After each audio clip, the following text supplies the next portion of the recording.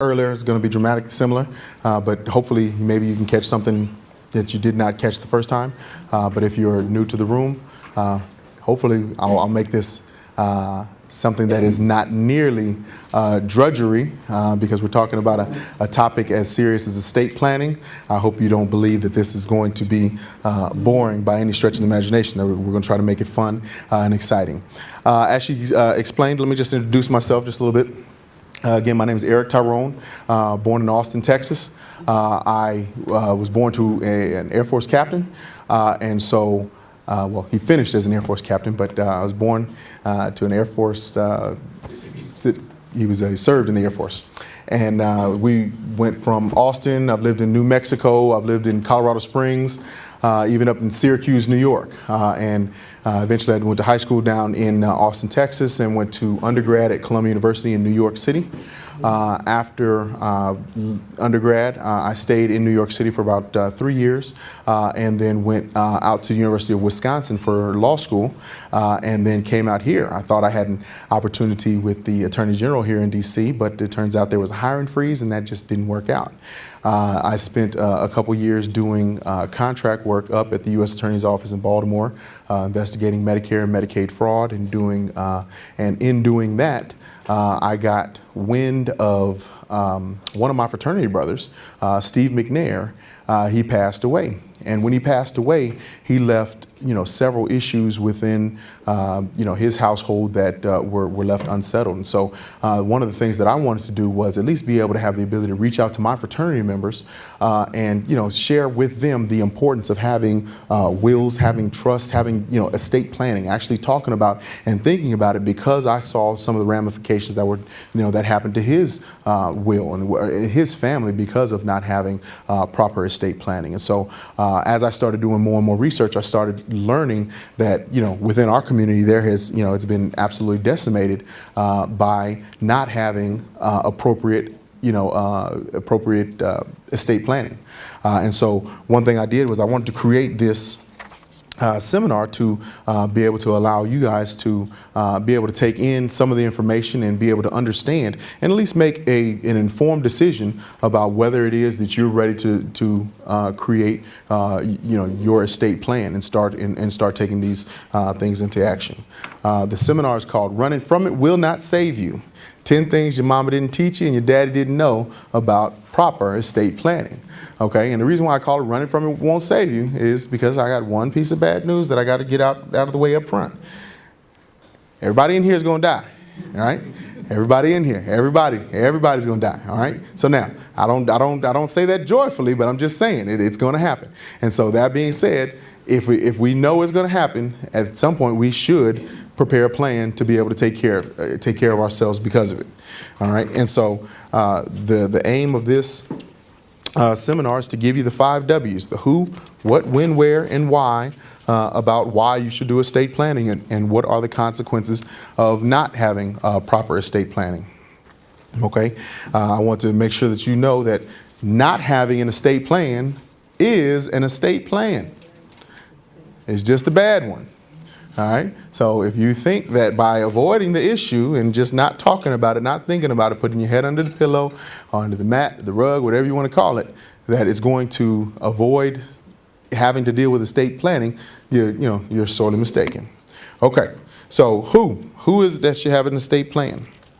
Yeah, and I say anybody. If you own a home, you own an automobile, you own a car, you own, you're married, you have children, you've been divorced. If you have anything of sentimental value to someone else, and when I say value, when I say sentimental value, I don't necessarily mean on a marketplace. I mean sentimental value like, is this worth something to someone? Does somebody have some emotional attachment to it? Because that's dramatically more than actually having a dollar value, added to something, right? If you had something that's even worth, $10,000, right? $10,000 is one thing, but there is no price for an emotional tug on on something. For example, I use, my grandmother, God rest her soul, she had a large set of 45s, right? We're all old enough in here to know what 45s are. The young kids wouldn't understand, but, a set of records, right? These 45s, my family absolutely loved these records, right? And so there's no emotion, there's no value that could be placed. Like you put them out there on the market, 20 cents a piece, maybe, right? Because these things are old, they're scratched up, hey, we all know all the scratches in these things, and we know them by heart. Like I said, I was 20 years old before I realized it wasn't, I feel good, I feel good, I feel good. I thought it was 3 of them, right? When I started this thing. So that being said, we all know those things have sentimental value to the people in our house, and you can't put a price on that. $20,000 is one thing, but you can't put a price on the emotion that is tied to being around that table or whatever happened.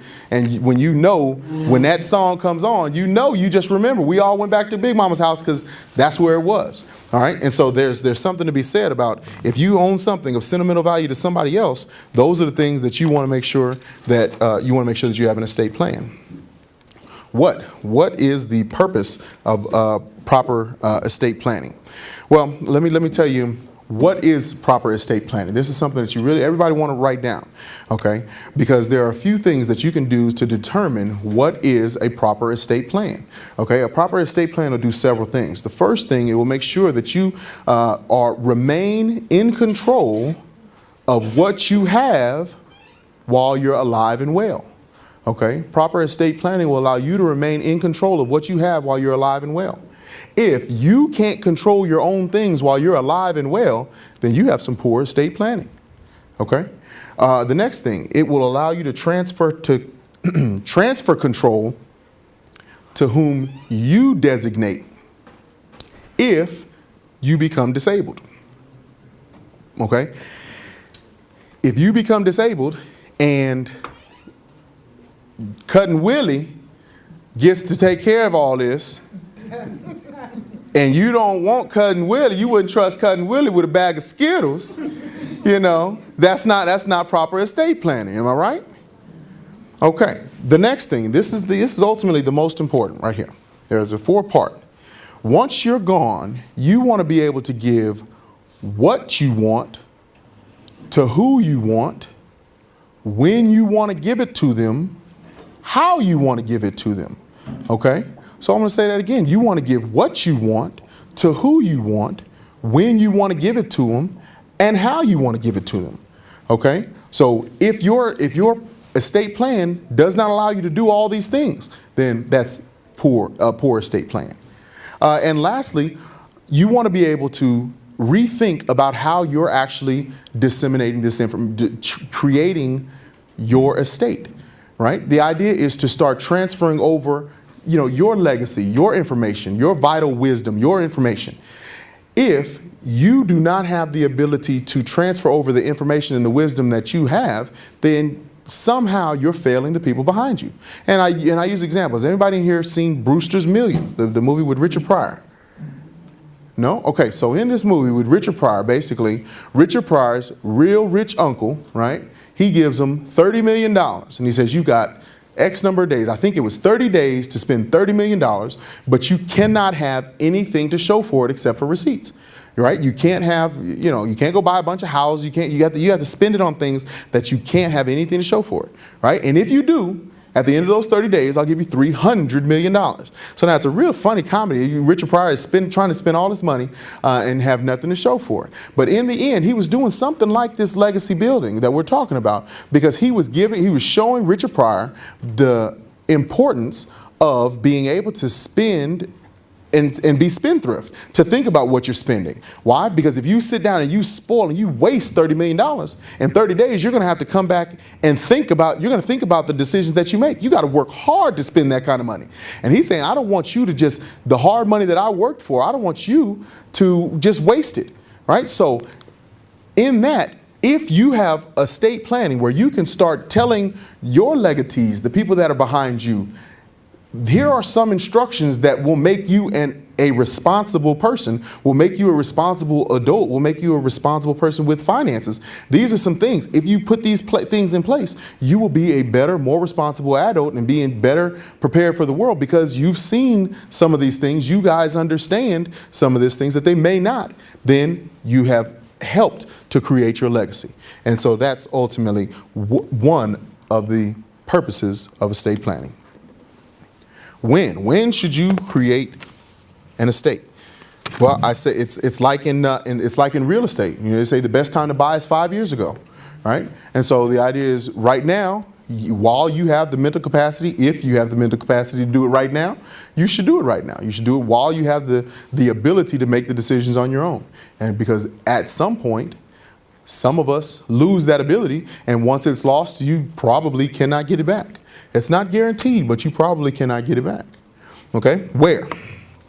Now, a lot of people say, all right, well, I'm not going to stay here forever. DC's too expensive. We're going to go down and live in Big Mama's house down in South Carolina in a couple years. So I'll worry about this when I get down to Big Mama's house, right? And if that's the way you want to believe that, I think that's not a wise decision, because you don't know what's going to happen. You don't know what's going to happen in Big Mama's house. You don't know when you're going to move. You don't know if you're going to move. So you might as well take care of it while you can. And just because you move and you're no longer living here doesn't mean that the documents that you create are going to be invalid when you go down to Big Mama's house. All right, so if it was a legally binding and valid document while you were here, it's going to be legally binding and valid when you get down to South Carolina to get down to Big Mama's house. Okay? Why? Why is this important? I'm healthy. I exercise. I walk. Right? I'm not going to die right now. Why? Why is it important? Well, I think the idea is the reality, the purpose of proper estate planning. And I say proper estate planning, though I gave you the definitions earlier. Proper estate planning is to not only prepare for death. It should not be I'm writing a bunch of death documents. That's why people stay away from it, right? Proper estate planning is to avoid the chaos that ensues from not planning, right? From not having a plan.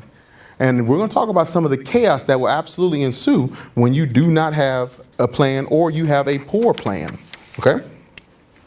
And talk about what happens if I die without a will. Ooh, uh-oh. Somebody in here speak on it, all right? What happens if I die without a will or proper estate planning? Well, the state gets to decide what happens to your documents, what happens to your things. And again, they're not going to come into your house and say, this love seat, the couch, and the dining room table, those go to Steve. That big TV over there go to Bobby. And Sally gets the dresser. That's not what they're going to do, right? What they're going to do is they're going to decide based on a set of state rules. They're going to decide who gets what, okay? And so you've got, let's just use, one hand. You got a husband, you got a wife, and you got 3 kids, okay? Let's use the wife this time. I always knock off the husband. Let's go. The wife passes. The wife has left 4 issue. Okay, the husband plus 3 kids. Okay, and so that's the way the state, they call it. They call it issue. All right, so when you sit down and you talk about issue, some states say the husband gets half and the children split the other half. Some states say everybody gets a quarter. Okay, now what if one of the children die ahead of time and that child has 3 kids herself? All right, so now you've got 3 other kids. You've got 6 issue that you're dealing with. The husband, two remaining siblings, plus the three grandchildren. Okay, and so when we're talking about all these issues, the state is one that determines who gets what if you don't make that decision ahead of time. Okay, so that's when I say the state is actually going to be making these decisions.